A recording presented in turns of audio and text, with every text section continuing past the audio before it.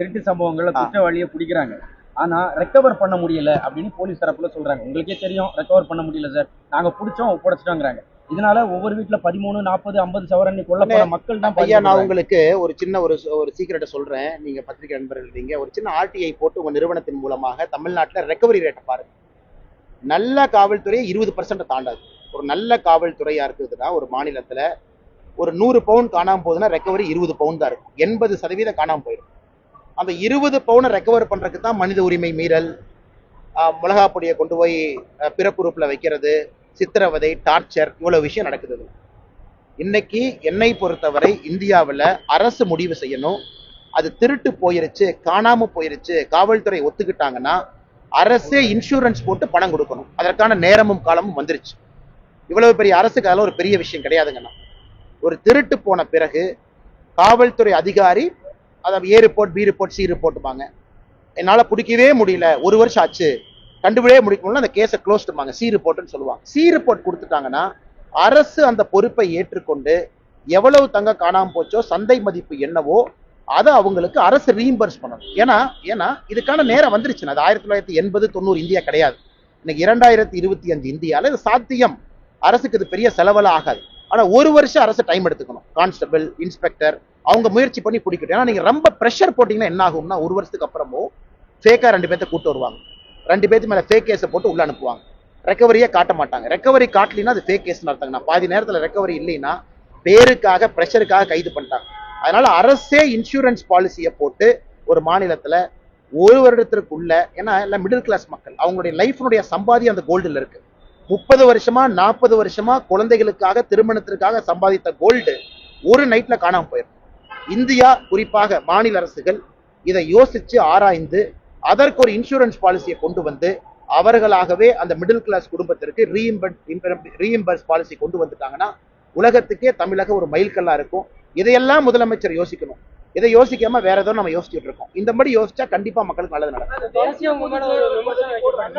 அதிமுக கூட்டணியோட பாஜக இருக்கிறது வந்து அண்ணாமலை அவர்களுக்கு விருப்பம் இல்லை. அதனால அந்த கூட்டணி உடைப்பதற்காக அந்த கூட்டணிக்கு எதிராக பேசுவது. கூட்டணிக்கு எதிராக பேசலாம், பட்டியல் போடுங்க தலைவா. நீங்க தானே கேட்கறீங்க, பட்டியல் ஒண்ணு சொல்லுங்க. கூட்டணிக்கு எதிராக எங்க பேசணும்? ஆட்சியில் பங்குன்னு யார் சொன்னா? ஆட்சியில் பங்குன்னு இந்தியாவுடைய உள்துறை அமைச்சர் சொல்றாரு. நான் எங்க சொன்னா? அவர் சொன்னதை நான் சொன்னேன். கரெக்டா? இந்த கூட்டணி நடந்து முடிந்ததுல என்னுடைய பங்கு இருக்குன்னு எங்க சொன்னா? அமித்ஷாஜி அவர்களும் இபிஎஸ் அவர்களும் அந்த மேடையில் உட்கார்ந்த பொழுது நான் மேடையில் அமித்ஷாஜி பக்கம் உட்கார மாட்டேன்னு சொன்னா? அதுக்கப்புறம் 3 மாசமா அமைதியா இருக்கிறேன்னா? இப்பவும் பத்திரிகையாளர் சந்திப்ப நான் கூப்பிட்டேன்னா இல்ல ஏர்போர்ட்ல வண்டியை நோக்கி போகும்போது என்னை மறிச்சு நீங்க நிக்கிறீங்களா?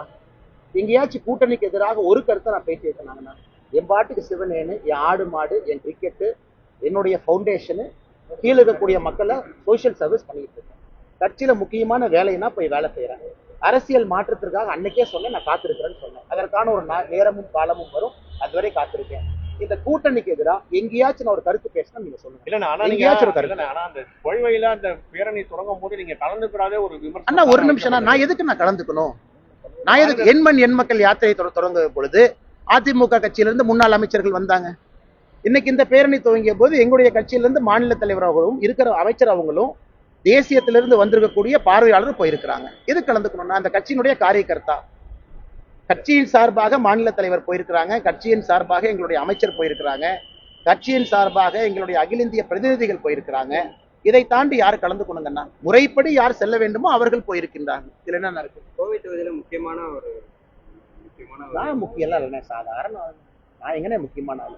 நீங்க தான் நீ முக்கியங்கிறீங்க. நான் சாதாரண ஆளே வேலை பார்த்துட்டு இருக்கேன். குறிப்பிட்ட அளவுக்கான வாக்கு மக்கள் நம்பிக்கை வச்சாங்க மோடி ஐயா மேல, ஓட்டு போட்டாங்க.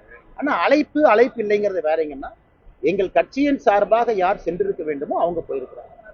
நான் எங்கேயும் நானா போய் தலையை நீட்டி வேண்டாத விருந்தாளியாக, அலையாத விருந்தாளியாக எங்கேயும் நான் போக மாட்டேன். எனக்குன்னு ஒரு மரியாதை இருக்கு. விவசாய குடும்பத்துல பிறந்தவன், சின்ன கிராமம், தொட்டம்பட்டி, 40 வீடு, ரொம்ப மரியாதையோடு வளர்த்திருக்கிறாங்க.